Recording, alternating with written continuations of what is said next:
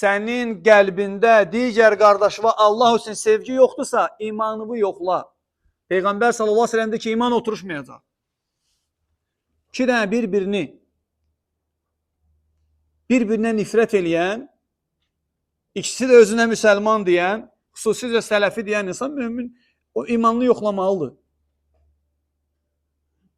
Sən belə gəlsən, mən belə gəlirəm, birimiz sağa, birimiz sola. Bu nədir? Peyğəmbər sallallahu aleyhi ve sellem deyir ki, bu iman oturuşmuyor. وَلَا تُؤْمِنُ حَتَّى تَحَابُّ. İman olmaz bir-birimizi sevməyənə qədər. Bunlar hamısı nəyi öyrədir, dəyərli qardaşlar? Sevməliyik bir-birini Allah üçün. Və bir-birimizə keçməyi bacarmalıyıq. Bir-birimizə keçməyə, güzəştə getməyi bizə kim deyib, dəyərli qardaşlar? Kim? Bizə kim deyib, güzəştə gedək bir-birimizə, əziz qardaşlar? Allah Teala. Niyə eləmirik ki?